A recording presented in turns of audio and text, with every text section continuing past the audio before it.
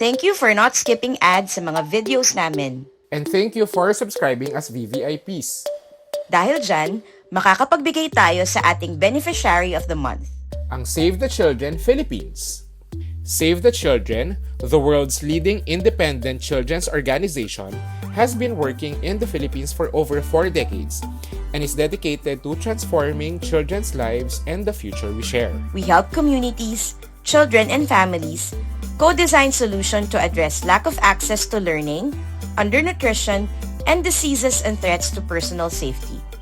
So if you want to be a VVIP, subscribe at ang walangkwentangpodcast.com. Salamat mga generous and pretty naming mga ka-eme!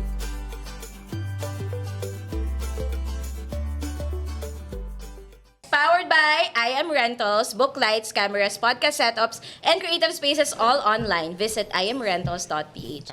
Tanet, Yes. nasan ka nung pinalabas ang Dalagang Bukid? Wisit. I think ang mas mahalagang tanong ay, nasan ka, sir? Alam mo, 12 years old ako noon. 12 years old ako noon, sinama ako ng tatay ko. Hindi ka, sir. Di, ah! Bakala, so parang 1800s kinanganak si Direk Joey. 1800s ba yun? Kasi 1930-something yun eh. Concept pa rin ako noon. Di ako, ano, Chismis pa lang. Ay, Chismis. hindi pa nga chismis eh. Parang, Or ba parang nakapila pa lang kay God. Ganyan, na parang ito na yung ano. I'm ano not pala? quite sure. Ito ba yung impyerno? May ano ba yun? May kopya pa tayo nun, sir. Yun yung wala. Yun yung wala na. Wala na tayong kopya. Isi-celebrate lang namin siya because yung sa new Film Heritage Building, pagpasok mo, is an enormous poster of Dalagang Bukid, which is the first Filipino film. Yan, yung celebration. Okay. Ay, ito yung bagong ano. Yung Philippine bagong film yan, yung building. the controversial, hindi ba? Na building. Tatapos na rin. Palalakihin mo ba yan mamaya? Sir?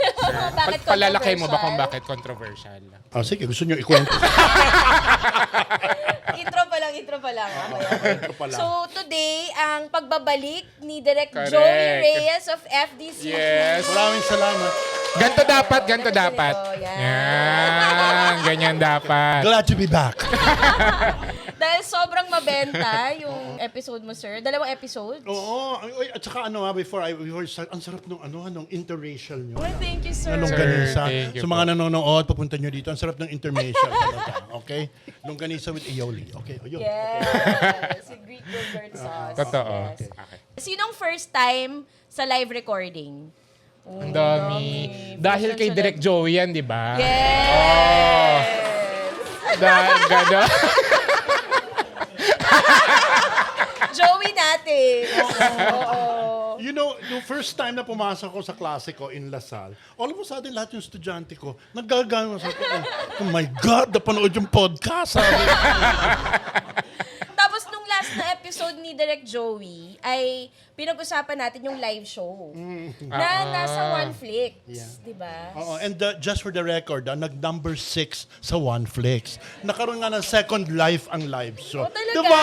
Oo, nag-number 6. So pwede niyong Ang panoorin galing. muna ulit yung episode natin with Direk Joey about live show. Tapos panoorin niyo sa OneFlix. Yes. Okay, panoorin nyo. Okay, with Anna Capri, Claudio Coronel. Claudio okay, Coronel. and so many others. Okay. So yung OneFlix, sir, it's a streaming platform that shows all Filipino films. Yeah, at na-revive na yan. At saka, ang latest development nun, hindi mo na kailangan ng monitor. Sa telepono nyo, mapapanood nyo na. Sa madugong halagang 49 pesos a month. Ang mahal. Baka Ang pwedeng mahal, 48, diba? sir. No, tsaka mga classics na nandoon, mga classics, both Filipino classics and yung mga films na na-acquire namin sa pag-travel namin sa mga festivals. Kaya, iba siya talaga. So, please avail of it. Kasi ang dami yung masasagap doon sa madugong halagang 49 pesos a month. Okay. Tsaka hindi lang mga Filipino films, meron ding mga masterclasses. Yeah. Tama May ba? ano. Masterclasses. Oo. Tsaka World Cinema, di ba, sir? Oo, yes, World Cinema na doon. Tsaka yung aming Behind the Reel, alam niyo na yun, ano? Yes. Na inaccuse ako ng isang netizen na ginagaya namin ng Hollywood Reporter. Oo, ginagaya namin ng Hollywood Reporter. Okay, ayan, ha? Settled yan. Ginaya namin talaga Hollywood Reporter, but we place it in a Filipino context para ma-settle na sila. Oo, nanggagaya kami. Okay? Tsaka lahat naman gumagawa na nun. Kaya Ano nga, ba? alam mo naman yung iba na mema. Oh, di ba? Mema sabi. Oh, okay. Oh, yan, nanggagaya Oo, kami. nakapatat pa sa kanila yung round table. Totoo. So, Yeah, parang- correct. Sabi ko, okay, but ang importante is, yun, napapakinabangan, napapanood ng tao. At ang ganda nung may second season na kami. Okay, may second season na kami. Sino ba yung second season namin? Ang ganda yung mga character actresses, sina Carmi Martin, yan ang kapapalimas Sina ng Miss Pai. Oo, tapos next week, yung mga second generation actresses, actors, ang mga anak ni Janice de Belen, okay, at saka si yung anak ni Lotlot na lalaki, anong pangalan niya? Si Diego. Diego. Okay, si Diego Gutierrez. At saka si isang napakaganda, si Ara Davao, anak ni Ricky Davao. Katapos nun, mas interesting. The Viva Max Girls. At magugulat kayo because they're all college graduates. Hindi nyo alam yun, ano? Okay, so it's an... Kasi judgmental sila, Sir. alam mo naman. like you. Alam naman, sometimes your Christian upbringing, judgmental. Alam mo naman, pag Christian upbringing, ang linis-linis nyo, di ba?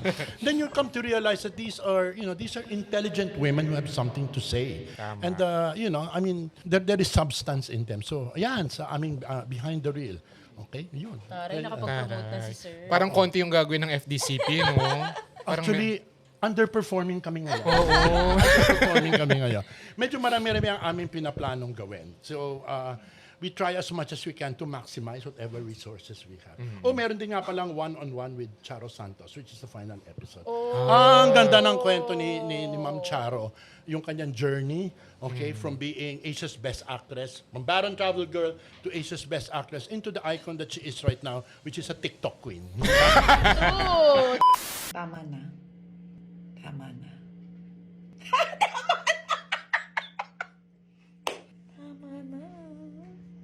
Tama na! tama. Di ba? So, ang ganda. Okay. At saka si Ma'am Charo, beauty queen siya from college. Yes. Beauty queen si Ma'am Charo from college. Tapos, Kaklase ko yan.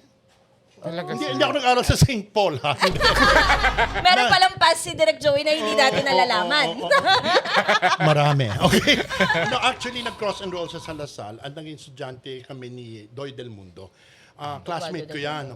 Ganda-ganda niya nung college. Saka talagang ang gwapo-gwapo ng boyfriend niya. No? Shh, okay? Gwapo, no? Tapos, kung nalaman ko magiging presidente siya ng ABS-CBN, I should have been nicer to her. Diba? I should have been nicer. But she iba yan. She's, even then, you know that she has a future ahead of her. Nag-Barron Travel Girl, tapos first movie niya, nag-Asia's Best Actress siya for Itim ni Mike De Leon. Mike De Leon. Just how lucky can you get? And it's not just luck, it's really talent and determination. Tanong pa kayo. Lovely. Mag-intro muna tayo, Sir. Oo nga. Yes. Sige. Pero mag-hi muna tayo sa ating mga nasa Zoom. Ilan tayo sa Zoom, te? 110,000 tayo sa Zoom. Dito sa Basta Cafe, umabot tayo ng 40-something. 45? Mga 45,000 ganun, tayo. oo. Hi sa mga nasa Basta! Ay, ang baba ng energy. Baba ng energy. No, it's so nice to see all these people. Kanina, interview ko sila eh. Yung mga katabi ko habang kumakain ako ng napakasarap na langganisa. Lovely. Uy, masarap talaga yon. Kaya siya interracial kasi Pinoy longganisa pero Greek yogurt yung Yes. So, yun ang interracial. para sa mga madudumi yung utak, hindi yung interracial na iniisip nila. Oo, na category sa... Hindi ko na alam. Okay, sige, pakilala tayo. Ako si Tonette at magpapromote ako kasi yung first film ko na 6 Degrees of Separation from Lilia Contapay Oh. na dati hindi ko rin alam kung saan mapapanood. Kasi kahit ako wala akong kopya nun, sir. Talaga. Bigyan kita. Yes. Ay nasa OneFlix, so you can watch that there. Yun. Ako si Tonette. Ako si JP, may film po ba ako sa ano? Ay, walang tanong-tanong. Ma-intro na to. Meron ba? yung I'm drunk. drunk. Ayan. I'm drunk. Oh, meron pa. Kita mo, hindi ka pala nag-subscribe. Si Tonette, ikaw ba Tonette, nag-subscribe ka ba? Anong kalaman? Magsasubscribe. Bakal pa. Bakil pa. Bakil. 49 Ang mahal pesos kasi lang, ng no? 49, sir. Baka bili ka ng mga ano-ano. Tapos Ayun, so yung I'm kaya. drunk, I love you daw nasa OneFlix din. Ayan. Yes. Yan, ako si JP. Yes. Ikaw, sir, intro. I'm Joey Reyes. Ako po ay isang hamak na servant, civil servant po. Civil servant. Okay. sa FDCP, guro pa rin hanggang sa ngayon at isang napakamadaldal na tao na mapakaraming kwento. Okay. Yun lang po. Lovely. Radio romance ba, sir, nasa Oneflix? Wala yata, Wala no? pa? Wala, Baka pwedeng wala. ilagay natin, Ay. tapos chikahin Wala, natin wala. later. Kasi mahirap. Actually, marami kami mga pelikula na nine-negotiate pa na we cannot announce pa. Kasi we have to still negotiate with the studios and then the producers. Yes. But we hope to eventually, enrich it some more. At saka, mula nung relaunch namin, alam mo, saya-saya, no? Mula nung relaunch namin, we were getting a membership of 1,000 new members a day.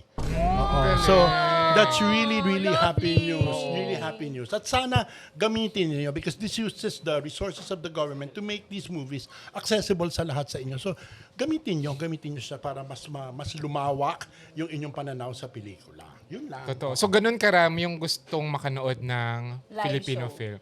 Ng live show, yes. Magko-Q&A na nga yata. Baka dapat may one-on-one na rin kayo, sir. Pwede rin. Okay. What if? Para sabihin naman nila ginagaya ang actors on actors. Yes. Oo.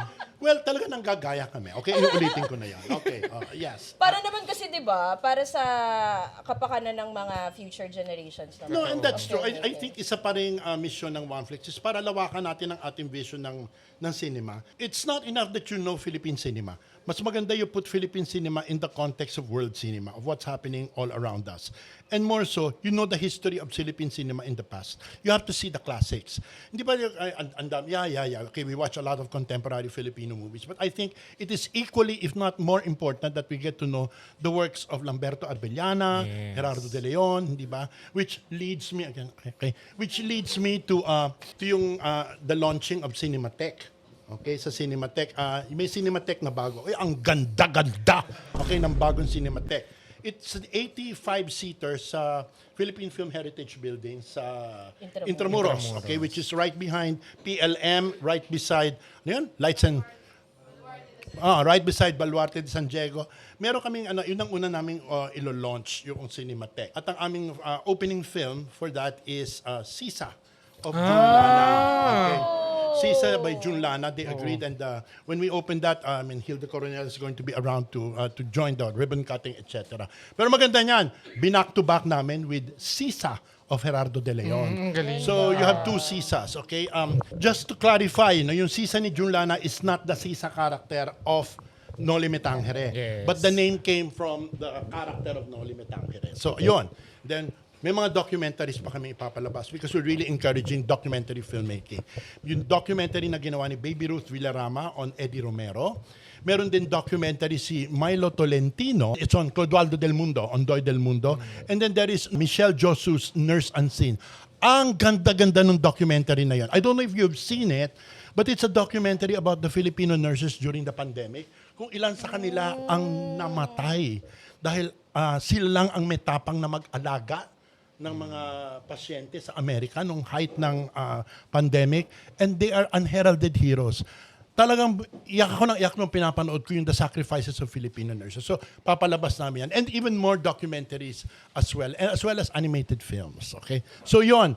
Pag-open ng Cinematheque, ayan, ang isang malaking responsibilidad nila, Homer at nila Jen, to curate an entire set of films to be endlessly shown, okay, in that beautiful venue.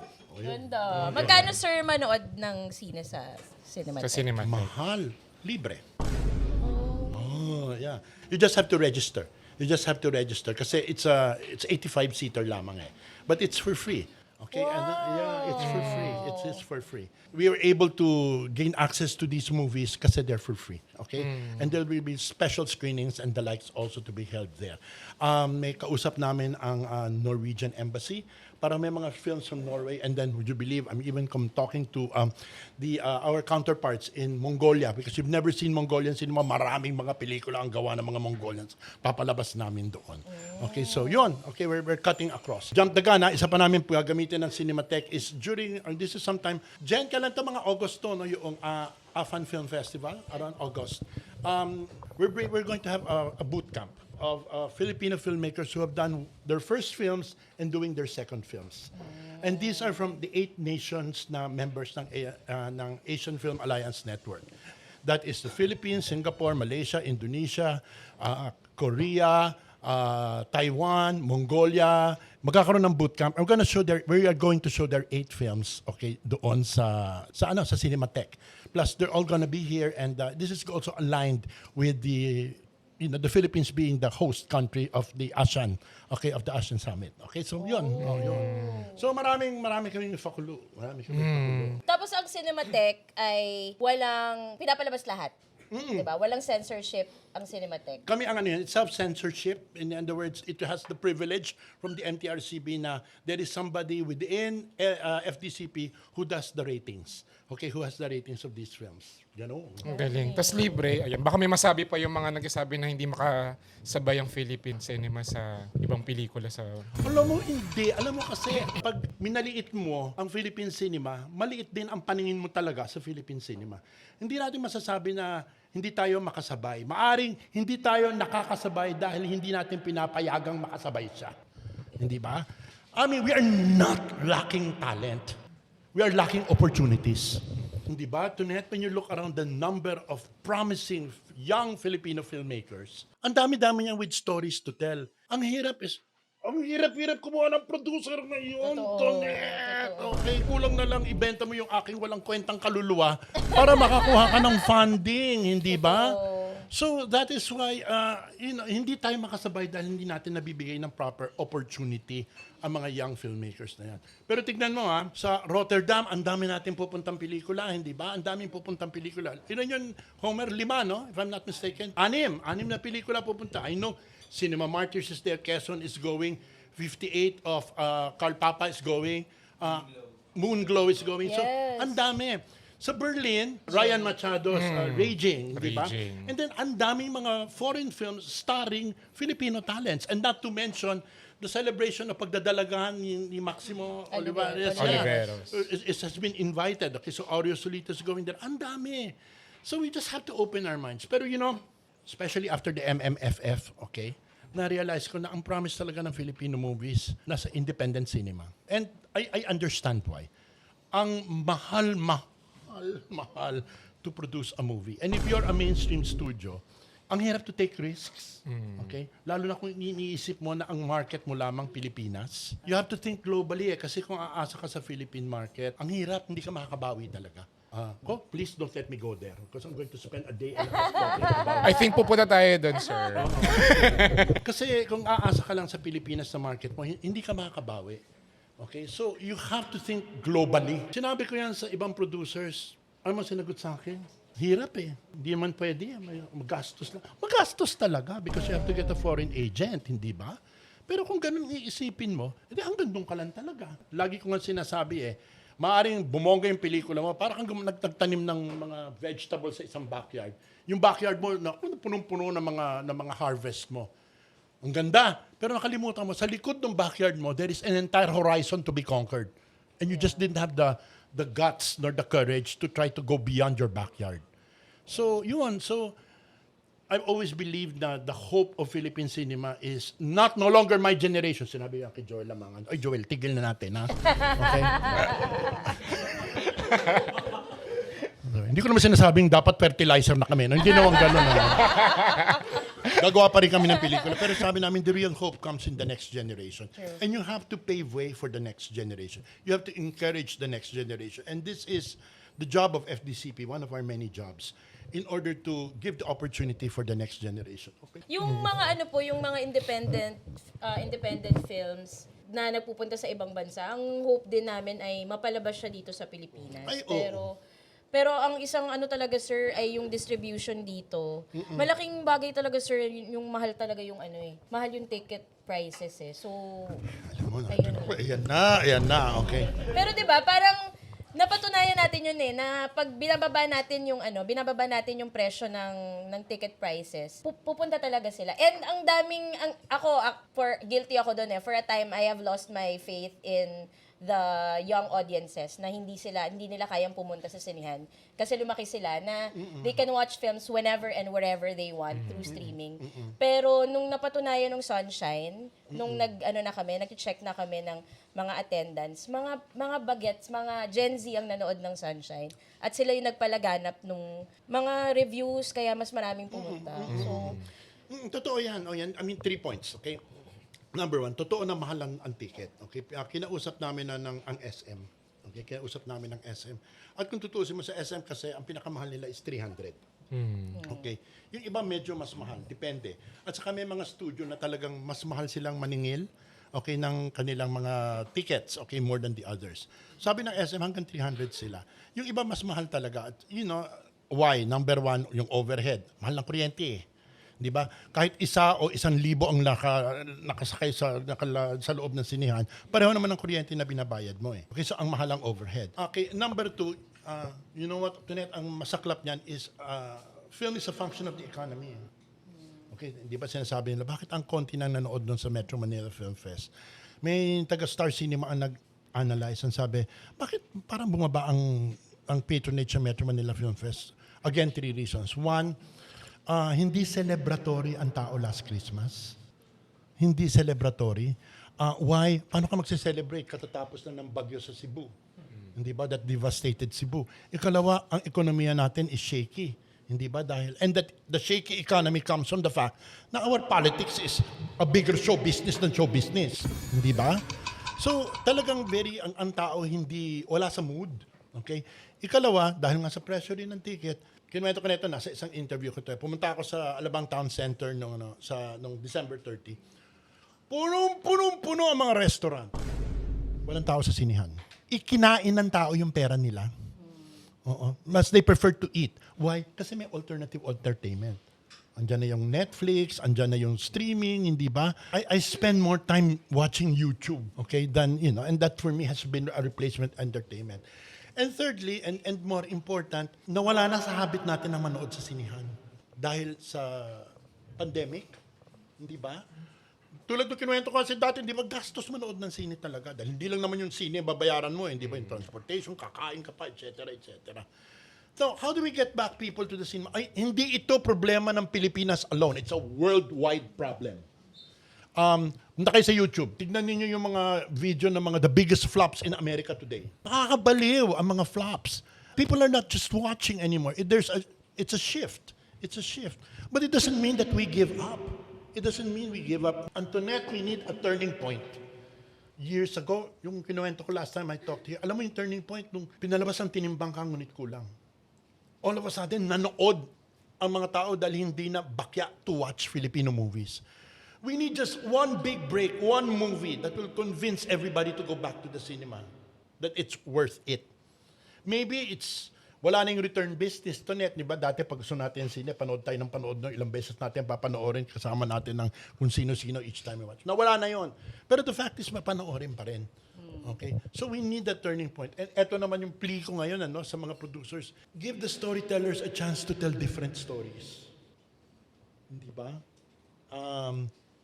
Na-prove yan ng Metro Manila Film Fest. Ano yung 2 biggest hits? Yung Pampamilya at yung Pambarkada. Okay? Yung Pampamilya, which is Call Me Mother. And Pambarkada, which is Shake, Rattle, and Roll. Those are the 2 biggest hits. So, you could see na yun ang drive eh. Pero, may napatunayan din na research the Gen Z are going out na and finding entertainment. Kaya lang ibang pinuntahan nila. Tanungin mo kung ano. Ano, sir? Concerts and theater. Yes. Tataka ako, di ba? Magkano ang theater ticket? Di ba? 4 digits yan. Di ba? 5 digits. Yes. Wala sa panahon, manonood sila, gagasta silang ganon. Ngayon nga, nababaliw-baliw na ako. Humahanap na ako ng ticket ng BTS sa March 2020. Hindi talaga, I'm not kidding. I'm not kidding. Army ka, sir, di ba? Ako? Oo. General. General ng Army. General of the Army. Okay. Hindi mo tatanong sino mga po? Sinong bias mo, sir? Yes. The 3 J's. Okay? Jimin, Jin, and Jungkook. Okay? Ang bias wrecker. Wala eh. Yun na sanang 3 eh. Okay. Tara. Okay. Matatag. It's practically a religion. No, so they spend money for that, and we spend money for that. But sabi ko, wow, 400 tickets, you make a big deal. Yeah, because sabi ko, why, what's it about theater? Ang theater daw hindi pupuntang Netflix. True. Okay? At saka iba yung experience na ganito, hindi ba? I'm sure yung experience of watching me fascinate you, okay, live, hindi ba, is different from watching me on video. Yes. Okay, so I think people are looking for that contact na yun. O sige, magtanong na kayo. Yung sa ano, sir, I think doon pa rin ako sa ano, sa mababang ticket prices. Kasi naging discussion yan. Meron akong mga nakausap na parang, is it really the reason yung mataas na ticket prices kung bakit hindi pumupunta yung mga tao sa sinihan? When kapag merong mga Marvel films, yung Wicked, pinuntahan naman, yung kapag merong mga Hollywood films, madaming pumupunta. So, ibig sabihin, may pera naman yung mga tao manood, hindi nga lang ng Filipino films.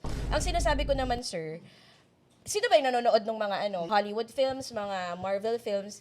Definitely, merong certain social class. Pero so, yung mga dating nanonood ng mga pelikula, dahil nga sobrang taas ng presyo ng sine, hindi na sila nanonood. So, class C, D, E, dati nanonood sila ng pelikula, ngayon hindi na. Pero, so, dapat pa rin ibaba yung ticket prices kasi ang pelikula, pag ang nanonood lang ay a certain social class, walang myth-making, walang culture building. Wala. Hindi na tayo parang, kaya ngayon, sir, wala na tayong movie stars. Meron na tayong YouTube stars, meron tayong influencers, walang movie stars kasi halos 1/4 lang or maybe 1/5 yung nakakanood ng sine na hindi naman, yun lang, nakaka-frustrate. Isa pa pang nakaka-epekto dyan. Ang laking epekto niyan yung pagsasara ng isang stasyon. True. Oo, kasi ando doon gumagawa ng base ng mga stars and celebrities. Nung nagsara yon, nawala ang volume of stardom. Hindi ba? Doon kasi na spawn yun eh.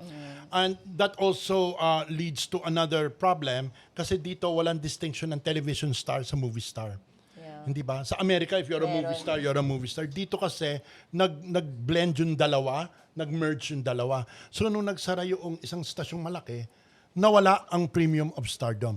Ano ang lumabas? The age of the influencers. Yeah. Nangyari na ba sa inyo yung pag nagka-casting kayo ng pelikula, ang producer binibase sa number ng mga followers sa Instagram? Yes. Nangyari na yan May sa akin. ganun. Yung ilan ang Instagram followers? Ay, wala. 50,000 lang. Hindi yan pwede. Kailangan mas But it does not translate to box office. Yes, hindi naman manonood It does yung not mga translate. In the same manner, sinabi ko sa isang producer, alam mo, may mall show ka, hindi nangangahulugan na lahat yung nagtitili sa mall show manonood ng sine. Okay? Iba yung libreng hindi ba? Kesa yung sa, di ba, manonood ng sine ng 400 pesos. Ang dami, but yeah, I hope that kaya, hindi ba yung aming World Cinema, plug ka agad. Yung World Cinema namin, 250 pesos lang. And that's because subsidized namin. Okay, subsidized namin. Now, Yun, sir. Yun yung isa kong gustong sabihin. Na sana yung mga binoto nating mga senador, meron silang political will. Sila na, mandato na ng government dapat yung pagbaba ng presyo ng ano. Kasi, for me, sir, kasi of course, it will always be business for the cinema owners, for the producers. Pero kapag mandato siya ng gobyerno, susunod lahat eh. Parang para saan pang bumoto tayo ng mga artista? Ang daming artista. Nagkaroon pa tayo ng presidenteng artista, sir. Ang dami nating senador na artista. Sino ba bumoto sa kanila? Yung mga taong pinapanood, mga fans nila. Pero bakit hindi nyo mabigay sa amin? Yung pinanood namin kayo sa sine, kami yung mga fans, ba't di nyo mabigay sa amin, nababaan nyo yung presyo ng ng sine, di ba? Yun lang yung mabigay nyo. Wala na nga kayo nagagawa yung mga artistang senador. Sa entertainment industry, parang, gets Pangalanan na natin, Joseph Estrada. Pero di ba, sir, parang entertainment No, industry, magbigay naman kayo pabalik. Political will. We need political will from our senators. Kinakausap namin kasi ang aming mother agency is the Department of Trade and Industry. Sabi namin, can we do something about it? Ang sabi nila, the DTI per se cannot demand kasi it's, di ba, private business yan eh. Hindi yun naman impose. They can recommend but they cannot demand. But indeed, it would require something bigger, okay, in order to mandate the lowering of prices and to democratize the democratize entertainment, hindi ba? Now, is it anti-poor? Is it discriminatory? In a way, it does because it locks out a great stratum society. Sino ba ang base ng Philippine cinema? Hey, hey, hey! Open na ang Kamuning Film Club for February members. O diba, taas ng energy kasi ang dami naming pasabog for Feb. At dahil mataas ito, Net, ibababa ko lang, like Jacqueline Jose. Tama yun. Kung gaano nyo pinupuno ang mga puso namin, ay siya ring pag-apaw ng mga ganap sa Kamuning Film Club. Taray, we have a poet right here, right now. Hirap i-sustain. February 1, Sunday, Turuan ng Leksyon Yan, Music for Film Workshop by one of our favorite collaborators, award-winning musical scorer, Len Calvo. February 7, Saturday, exclusive to Kamuning Film Club members. Kanto Roundtable discussion featuring 3 generations of award-winning actresses, Barbie Fortesa, Cherry Pie Picache, and Judy Santa Maria. Ganun lang naman. February 8, another Kanto Roundtable discussion with award-winning production designers. Exclusive to Kamuning Film Club members. Yes, kapag member ka lang pwedeng maka-join. Featuring Ero Francisco, Digo Ricio, and Ben Padero. February 10, Tuesday, in cooperation with Film Development Council of the Philippines, Sinica Yurian presents Sentimental Value. May talkback ba ito with Cannes Best Actress Renate Reinsve? Di ko alam, di ko sasabihin. Pero, exclusive ito to Kamuning Film Club members. February 24, Tuesday, another Sinica Yurian film screening. This time, Relax is Just Pag-ibig. Go nyo na to guys kasi hindi na mapapanood yung Relax is Just Pag-ibig sa any streaming platform. So this is also exclusive to Kamuning Film Club members. At February 28, Saturday, tuturuan tayo ng leksyon on color grading ni Bianca Francisco. Siya lang naman ang nagkulay ng XX Lovers, Uninvited, Replacing Chef Chico at marami pang iba. So ano pang hinihintay nyo? Sign up na! See you sa Basta Cafe! It's CDE, hindi ba? Regardless of what you think of them, their intellectual capacity or level of sophistication, they are the base, and now they can't watch.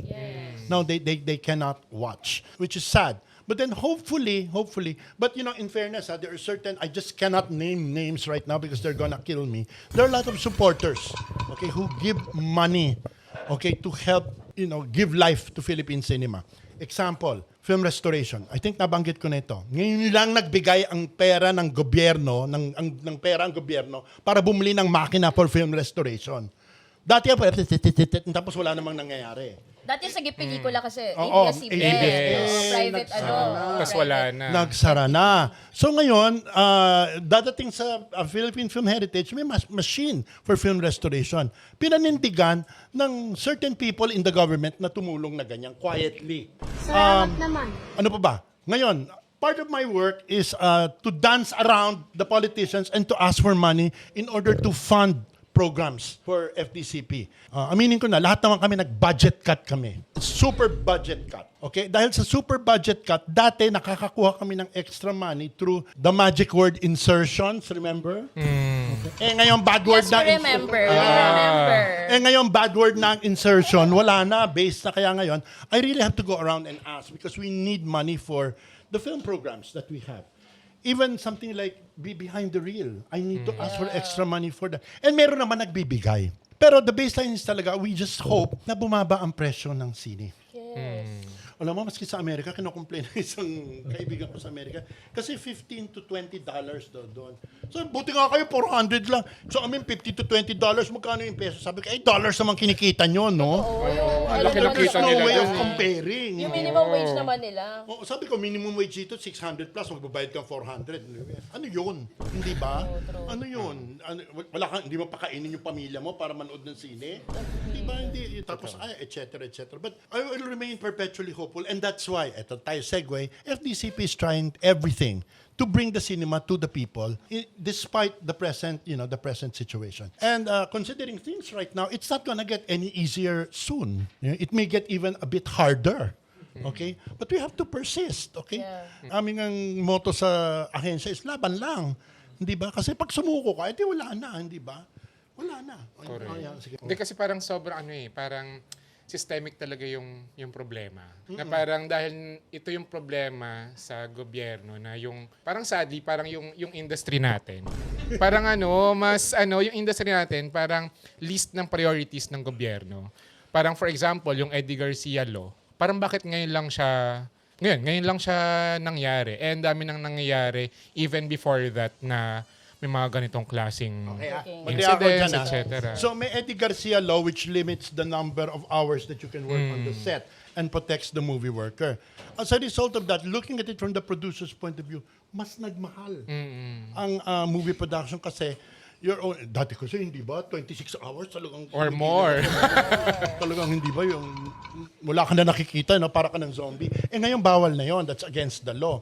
Nadadagdagan ng shooting days, malong nagmamahal ang movie production. Dahil lalo nagmamahal ang movie production, lalo lumataas ang budget ng producer. So kailangan tumulong din na makarecover din yung producer, hindi ba? As a result of that, ano nangyari? Diyos ko, ilan na lang ang producer na natitira?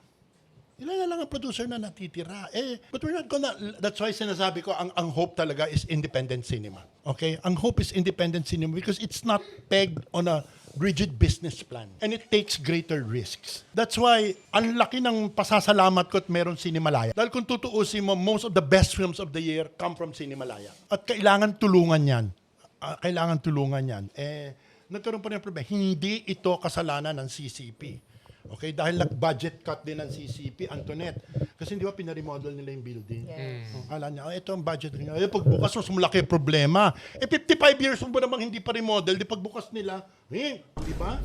Nagdoble-doble ang gastos nila. At kung meron kayong mga magulang na nag-remodel ng bahay, alam nyo na oras na pag ma-remodel kayo, mas madidisgrasya yung budget ninyo. Nag-budget cut sila.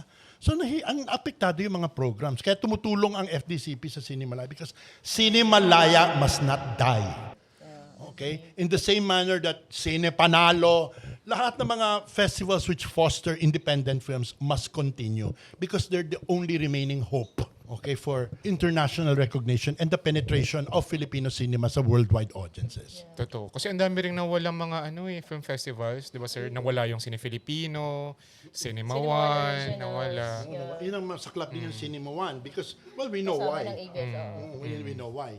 And ngayon, we're struggling, but then makikita mo na resulta sa Cinemalaya. I mean, 4 or 5 of the 10 best films come from Cinemalaya, hindi ba? Yeah.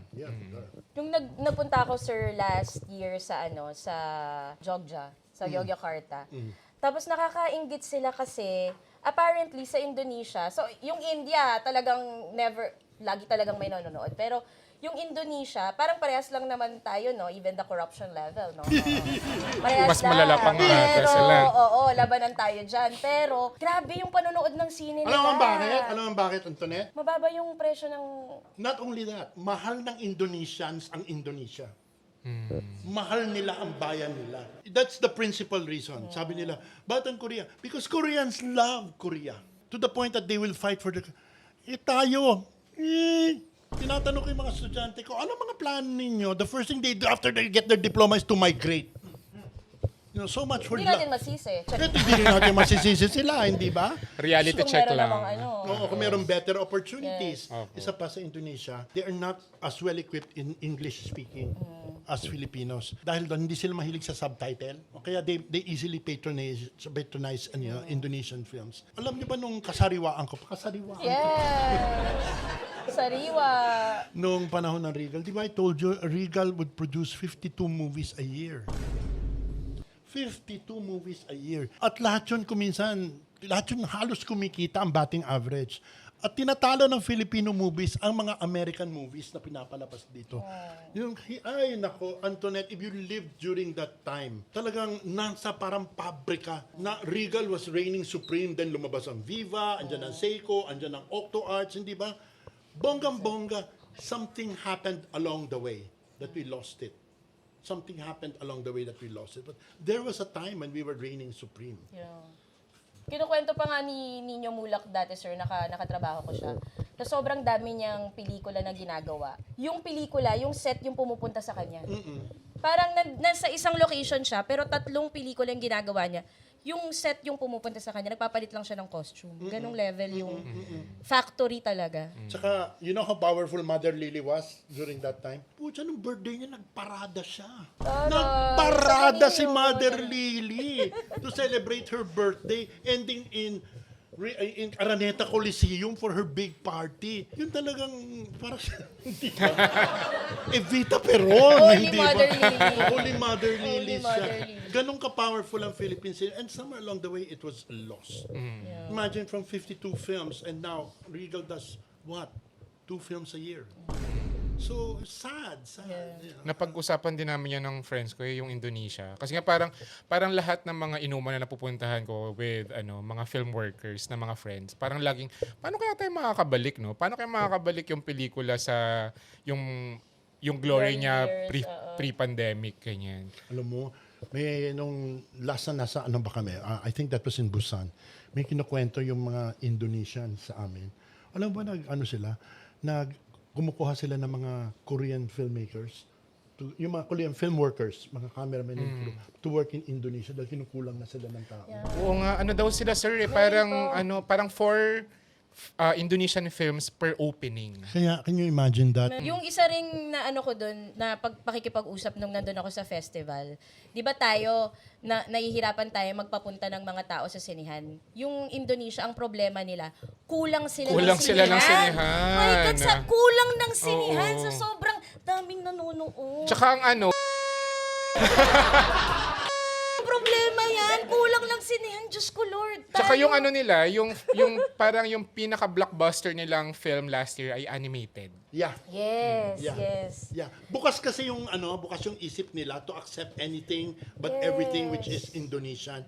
Sana bukas dito sinasabi, Filipino mo basura yan, basura. Hindi ba? Paano ka uunsad kung sarili mong kababayan minamaliit yung ginagawa? Hindi ko man sinasabi na lahat ng ginagawa nating ginto, hindi ba? Bakit may gumagano'n ba? Agree. Oo, hindi naman lahat na ginto, pero para maliitin mo lahat, the hasty generalization destroys the entire industry. Agree. Totoo. Nung nanood ako doon, sobrang puno yung sinehan. Tapos, mapa-horror. Kung nakapanood na kayo ng horror na Indonesian film, Mami, ang lala. Bakit ko to ginawa sa sarili ko? Jury ako. Hindi ako makaalis pero yung action films na Indonesian, grabe. Tapos may rom-com films. Sobrang, yung na-feel ko talaga inggit. Yung talaga yung Totoo. inggit Ayan, talaga. sinagot mo na rin yan. Number one is there is diversity in the kind of Yes. films that they offer. Ikalawa, producers invest. Producers invest to create quality because of the competitiveness within the industry. Dito, puchi-puchi yung ibang mga ginagawang pelikula. Hindi mo alam mo, 2 araw lang sinut. Hindi ba? Talo pa yung Pito-Pito films dati. Ay, oo. Uy, pito-pito. Anong major? At least 7. Oo, at least 7 days. At least 7 days. May nakausap akong producer They're doing a major film and she's spending a whole lot, okay, for that movie, which I hope will do very well. Sabi ko, ilan shooting days kayo? 12. Sabi ko, wow, 12. Sabi ko, dati yan, nung kabataan at kasariwaan ko, mga 24, 27 shooting days. Ngayon, 12 yung sagad sa PC na ng producer. So sabi ko, talagang ganyan ngayon. Ang hirap, hindi ba? Yung Sunshine, ilang shooting days yun? Ilang shooting 2 days. 30. Ano tayo 30? Hindi naman 2 days. Ano, 16? Parang 16, 17, sir. O dati, hindi ba? Dati, nung kasagsagan, wala yun, 24, 20. Meron pa ako 40 days. Meron 40 May days, 40 sir. days. Alam. Oo, So, may si days. Direk Joey nakapag 40 days. Ilang days yung pinakamadami mo, sir? 26. 26. 26 days yun ng dahil kasi napakap kami dahil sa ulan. Oo, yun lang ang din kaya nag-26. Ikaw, ano pinakamadami mo? 15? 15 days. Bihira na nag-hit ng 20. Yes po. Bihira na nag-hit ng 20. I do not know how long they shot Quezon. Maraming araw yun. Ano na lang sila, sir? I think 25, 28 lang. Oh my God. Pero yung yung Luna tsaka Goyo, umabot yun ng 60. Oh my God. More or less, mga ganun. Kaya in every shooting day, kasi ang average nung panahon ko, anong kasagsagan ko, yung mga 1.5 to 2 million a day ang magagasta mo sa shooting. Ganun kamahal. Noon pa yun, ha? Mas mahal Magkano po pa. ba yung jeep nun dati? Bayad. Nung kabataan ko, Para ma-contextualize natin. May MRT na po ba nito, sir? wala pa, may mga puno pa sa tangkay. Talahiban pa ang BGC. Charing. Alam ko, mula 1 de Mayo sa Pasay, sa palengke ng Pasay, hanggang Lasal, ang ginagasta ko, 15 centavos sa jeep. May Yun yun. centavos pa no? Wala na yatang centavos. Wala na ngayon. Sa Gcash na lang na-accept yun Yung eh. 5 centavos may pera pa, may bill pa gano'n na kulay pula. Saka, may mga puno pa ng mangga sa gitna ng Top Avenue. Okay, so that was how far it was. Pero that's not excuse we have to adjust we have to adjust. Totoo. At saka yung talaga yung battle cry because you have to give the young filmmakers a chance to do their films. Yeah. Alam mo, meron kaming program, yung isang pelikula. I think you've heard that. Yes, oo. Yung magsasabit ka muna ng concept and storyline, tapos pipili kami, tapos i-workshop yon, no? I-incubate yon. Tapos from there, gagawa ka ng script, tapos i-offer mo sa producer kung wala pang attached na producer. Tapos ima-match fund ng FDCP up to 10 million.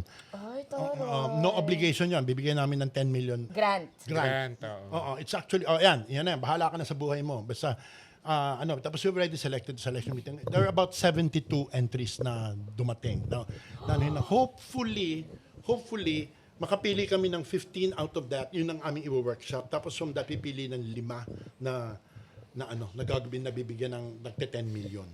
Okay, hopefully. At ang ano lang doon is kailangan original, grabe groundbreaking, dapat iba, utang na loob. Huwag mo naman ako bigyan ng amnesia story, huwag mo naman ako bigyan ng kabit story. Hindi ba? It has to be groundbreaking, it has to be very Filipino, but at the same time, with global appeal. Madali yun at hindi ba? Hindi naman nangangahulugan na kailangan mahal para maging maganda. Hindi ba? Ang ganda na sinabi ko. Okay. Hindi ba? Kung minsan ang pinakamahirap na gawing pelikula ay yung simple na maganda. Yes. Hindi ba?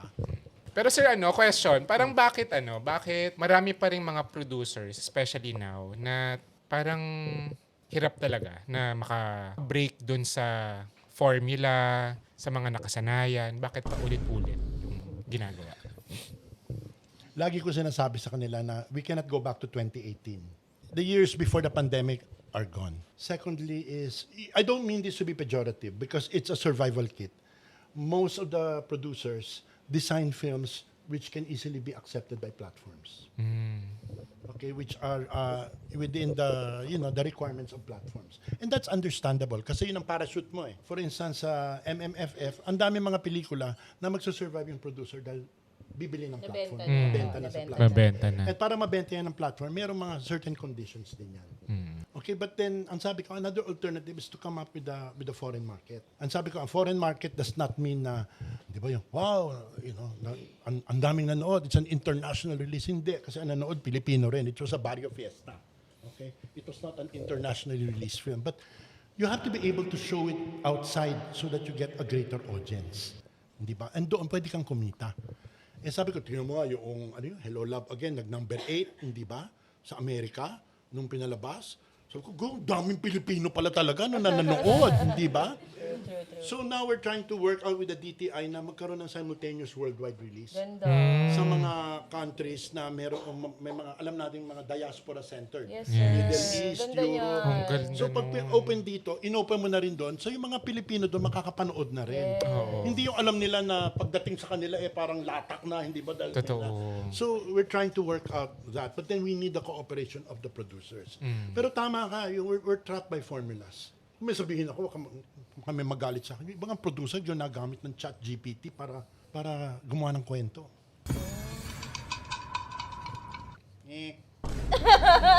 Natahimik. Oh, okay. Oo, sabi ko, wag ganon. You have to open your mind to something new. It doesn't have to be controversial. Kasi importante naman is to show something true and that will be relatable to people. Yeah. And you know your market. You have to know your market. Ako naman, sir, iniisip ko parang kahilera nun. Tingin ko naman, hindi naman kailangan yung konsepto o pelikula ay bago or fresh or parang sometimes kailangan lang talagang parang the audiences know sincerity when they see it.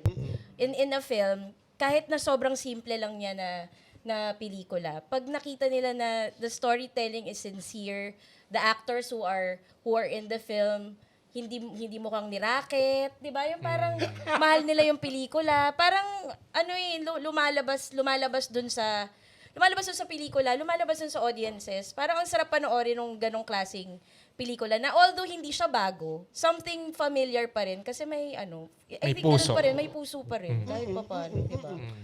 I'll give an example. For instance, yung Sunshine mo.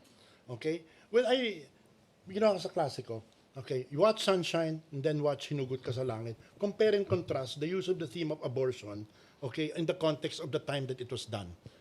2025 and the time that Hinugot was. So you could see parallelisms, but at the same time, you see the differences. And the difference is the fact that you did a film which talked about the time. It talked about the here and now. And it talked about the Filipino now. But if you notice, your use of Quiapo and the religious hypocrisy that's happening in Philippine morality, ginamit din yun ni Bernal. Sa'yo, ginamit mong Quiapo, sa kanya, ginamit niya prayer meeting. Okay? So makikita mo na, it doesn't have to be new, it just has to be sincere from the point of view. It's a point importante. The filmmaker must have a point of view. The filmmaker must have something to say over and beyond what the producer wants him or her to say. Tama. Okay. The filmmaker has to have a stand. Pag wala kang mensaheng gustong impart na galing sa'yo, huwag ka nang gumawa ng pelikula. Diba? Magluto ka na lang ng minudo. Di ba? Hirap din, oh. Hirap din yun. Okay? Or worse, kare-kare. Okay, magpitpit ka na lang ng mani, hindi ba? Importante that, that the filmmaker has a point of view. And you know what is sadly lacking sometimes? Alam mo to, sa akin lang to, ang daming bata kasing filmmakers na they're more concerned about being a celebrity rather than being an artist. You want to be rock stars. Okay, we're not rock stars. This is the hardest profession. Ask Antoinette. It's one of the hardest professions to get into. You must represent something. You must say something. Okay? Yun. Okay. Agree. Parang ang ganda nun. Iyak ka rin. Ako na iyak.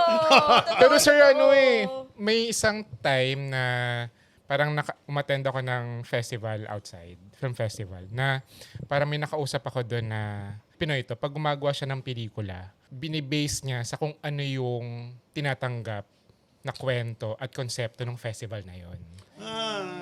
So parang yun na yung nilook forward nila. For example, kailangan makapag-can ako. So yung gagawin kong pelikula, ganito, ganyan. Kung ano yung usually tinatanggap Oo. nila. Tapos, kapag nagawa na, parang doon napapasok yung, kasi may advocacy ako, ganito, ganyan. Care to share kung sino yung filmmaker? No? You see, there's nothing wrong, JP, for somebody to want to, break into a film festival. Yes. But as a Filipino, you have to make films for Filipinos. You don't make films for European film critics. Hindi ba? Because that's not you. There's a Filipino film right now that, my anak Homer and I were discussing na is apparently breaking ground in Sundance, hindi ba? Filipiniana. Filipiniana. Filipiniana. Yes. It's breaking ground. When I saw it, sabi ko nga ito, I make an announcement. Pilipinas, humanda kayo kay Jorabel Agoto. Yes. True. Meron ng katapat si Jolly De Leon. Dolly De Leon. Si Dolly De Leon.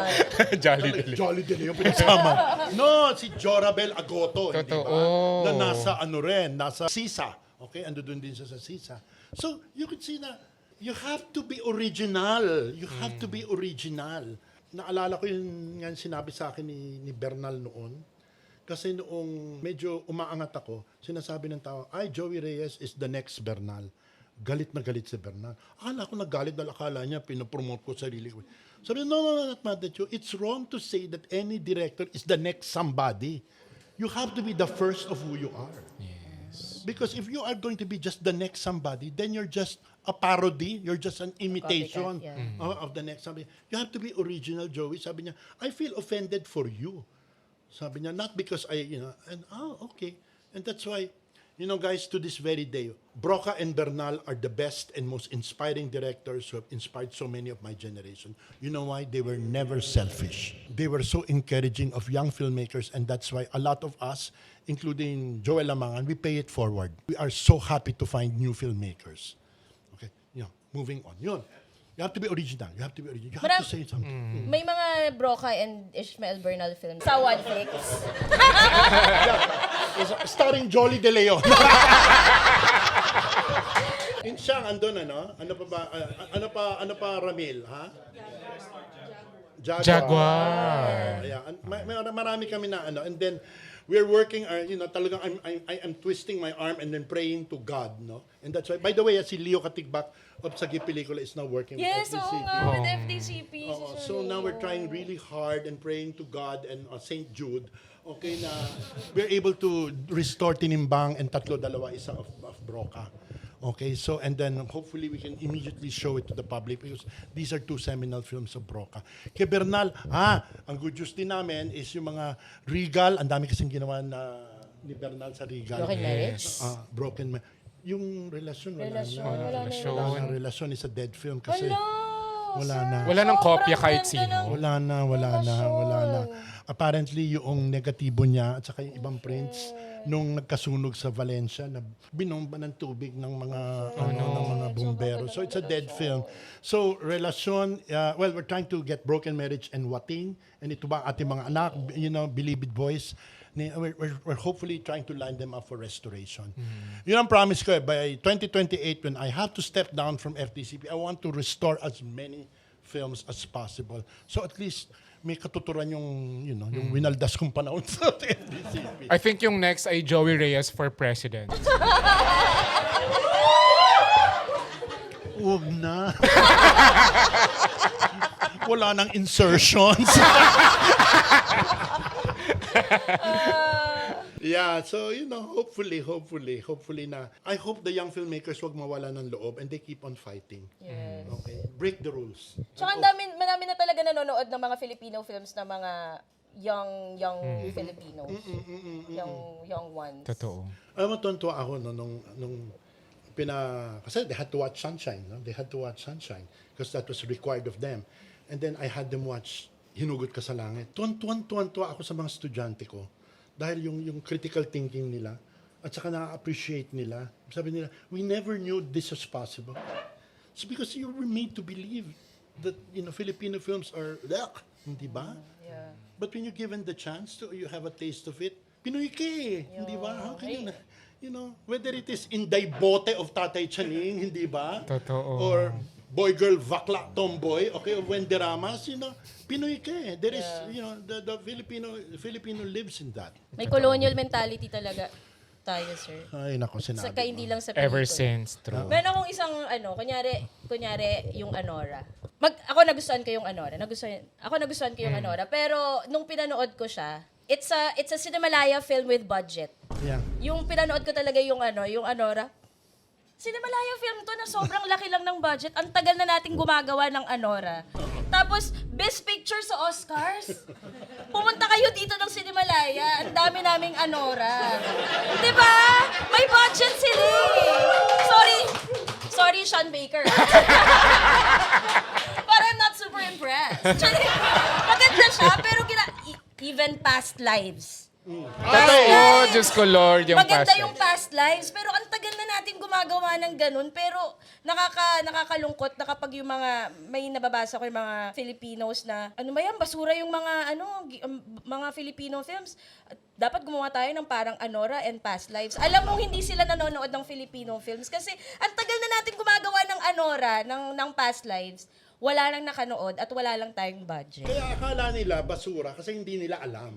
Totoo. Hindi sila aware, hindi ba? Hindi sila aware. Diyos ko, ang daming, Cinemalaya lang, ang dami-daming gems. Nag-uusapan nga namin ni Homer kanina, yung that year na Gitling, ano pa yun? Iti Mapupukaw. Yeah, when this is all over. What year was that? Now, 2023. 2023, my God, sabi ko, what a wealth of harvest. And then last time, yung The Hearing, okay, ni Lau Fajardo, Tumando, sabi ko, ang dami, pero hindi pinapanood, kaya tinatawag niyong basura. O kaya panoorin niyo, ano ba gusto niyo? Hindi ba? Hindi ba? Ano ba gusto niyo? Tsaka sila conscious decision talaga na hindi sila nanonood ng pelikulang Pilipino. Yeah. Kasi kaya naman nila, ayaw lang nila. Ayaw lang yan. Yeah, napaka, which is sad because you're giving up so much of your Filipino spirit. You're not experiencing who you are as a Filipino. And if you don't know who you are, then even to the day you die, you will never know what you would have become. Totoo. Yeah. Tsaka yun nga, parang talaga siya, sobrang systemic talaga ng problema. Kasi yung mga film workers, mga producers, directors, etc., marami silang ginagawang paraan para makagawa ng pelikula. Pero wala kasing tulong na nakukuha from the government. Parang walang education, walang film education, basta walang tulong from the government na sana nakukuha natin. Well, yun ang pinagkakamatayan namin, yung film education. Alam mo, JP, hindi ko lang bibigyan yung mga details yung pagdurusa namin in order to come up with yung binanggit ko na yung Part ng curriculum. yung changing the curriculum, and then sa senior and junior high, tinuturo mo na ang proper appreciation of film. Ang daming cheche-bereche because of the bureaucracy that happens. And I understand, it's government, it's full of bureaucracy. But we're trying hard. Education is the baseline. Education and proper film appreciation. Yes. Education. Even for me, sabi ko, if there's anybody who's gonna save the country, it's not the politicians, it's the teachers. Because you have to, it's not the leaders, because leaders are chosen by the people. You have to change the mindset of the people to make them more discerning and with better judgment. And it's the teachers, and that's why you should give greater thank you. Pero tama yun. Ganda. Tama yun. But we're working hard. We're really working hard. At ang hirap talaga yung budget cut namin. And I could not complain because everybody got a budget cut. But then, in order for you to sustain and to be able to, to bring about your goals, kailangan talaga maghirap ka na to get the proper budget. Lalo na sa training and education. Totoo. Example, one of our most successful endeavors last year was gumawa kami ng mga sparkle ng GMA, Star Magic, at saka I think TV5, TV5. Pinagsama-sama namin sa isang workshop with Angeli Bayani. Ang ganda. Diyan sina JM Ibarra na namulat ang mata ni JM Ibarra, and he delivered such a wonderful performance in Child Number 82. Agree. I think he's one of the best new actors of the generation niya. Okay, so now we're doing it again. But with a twist. I can't give the name yet, but darating dito na magtuturo sa mga talents na yan is an Oscar award-winning actress. Meryl Streep? Oy ka naman! May budget cut na nga eh! Oh my God, sino yan? Jennifer Lawrence. Jennifer. But we're trying to get this. It's part of a group kasi. And yun ang aming ano. Tapos we're having a master class of acting na ang magtuturo mga direktor. Okay? Sean Sean Baker. Baker? Oh my God, Sean Baker! Hindi. Please, kung napanood mo yung episode. Hindi. Local directors ito. Na tatlong local directors. Antoinette Hadaone. Hindi ako marunong magpa-arte. So we're doing this. And ngayon kasi, Galing, ganda. alam mo, Antoinette, kasi Ganda. nabuhay na ang Film Academy headed by Paolo Villanueva. Yes. So, laki budget nila kaysa sa amin. Saka, anyway, bukas sabi ko, okay, Paolo, ito ang delineation natin. Lahat ng training mo involving the guilds. Lahat ng training ko, education and open to the public. But the guild members can join. Sa amin, open to everybody, not necessarily to guild members. So may mga workshops siya, may mga workshop kami, and we work together in some aspects. So sabi na, sige, gagawa tayo ng mga program, okay, na magsishare tayo at magagawa tayo ng mga program na exclusive lamang sa guilds at exclusive sa public. Sa amin yung open to the public talaga. Ayun. So yung yung FAPI sila yung nag-sponsor ng Ricky Lee Scriptwriting Workshop ngayon. Yeah. Tsaka, by the way, isang malaking problema namin na naging biktima ako, yung mga nag-open, yung auditions na fake, mga scam. Have you heard of that? Yung ibang talent managers at ibang artista nakakatanggap ng mga email o kaya mga DM sa kanilang Facebook asking for a video Zoom audition. Pinaguhubad sila. Yung mga bata, minsan, yung naiengganyo, akala Naive. talaga. Oo, naive. Ang masaklap niyan, gamit ang pangalan ko. Na ako raw, pelikula ko raw. Sabi ko, ha? Wala akong pelikula, no? At saka pelikula ng pamangkin ko, Mark Reyes, ng GMA. So, nabaliw-baliw kami. Kaya ngayon pinapanood. So, I hope yung mga nakakapanood dito, lalo na yung mga wannabe actors, huwag kayong bahuli sa mga scam na ganyan. Kasi, hindi... Yung aking pelikula raw, horror movie, bakit pinag-aalis ng bra? Hindi ba? Horror movie daw yung akin, pero pinag-aalis ng bra. Anong title nito, sir? So, yan, ganyan bagay. Well, anyway, yan, teritorya ng FDCP. Ng FAP pala. Sila naghahanap ngayon kung sino yung mga scammer na yan. Mga labor problema mo yan ng FAP. Kami sa education and development. O, tanong pa kayo. Last question. Last. Ano na lang, sir, kasi meron din kaming meron kaming round table dito, pero kanto kasi hindi siya round. Ginaya din namin sa Hollywood Reporter. So, ang last naming naging guest ay si Maris Racal, si Carla Estrada, tsaka si Elijah. Parang yung last question namin sa kanila ay parang ano yung hope nila for the industry. Kayo sir, as part of FDCP, ano yung hope nyo na lang for the industry? Okay. Unang-una napanood ko yung round table yung sa tatlo. Okay. Ano yung hope ko for the industry? That I hope that we have a whole generation of new filmmakers who are truly Filipino and will be far, far better than we were. Because we failed. We failed to bring Philippine cinema to the world, my generation. We failed Bernal, we failed Broca, we failed Marilu because we were trapped by certain constraints. But it doesn't mean that we failed, that the next generation cannot succeed. Ang hope ko is that yung bagong generation maging mas matapang, mas Pinoy, at mas totoo sa kanilang pagkatao. At huwag silang matakot na ipakita ang pagiging Pilipino sa mga kwentong ginagawa nila. Dahil kung hindi Pilipino ang kanilang mga kasaysayang ilalahad, chances are hindi magiging matibay yung kwento nila at epektibo. Being a filmmaker is not out to impress people, it's to tell the truth. What is important is to tell the truth, and the filmmaker must have truth in him. If you're making films to be a celebrity, then you are a celebrity and you are not a film artist. I hope the next generation is an entire generation of film artists who will make Broca, Bernal, Marilu Abaya really proud. And Joey Reyes. And Joey Reyes. Hindi ako nawawala ng loob because nakikita ko lang yung talent ng mga bagong pag nanonood ako ng Cinemalaya. Nakikita ko yung mga ginagawa nila, yung si Tim Ron Villanueva who did estudyante ko yung tabaching na yan. I was so proud. I was so proud to see him. Gian Are, who has done a lot of films, estudyante ko rin yan. Pag nakikita mo, when you see a student become a better filmmaker than you have succeeded in being a teacher.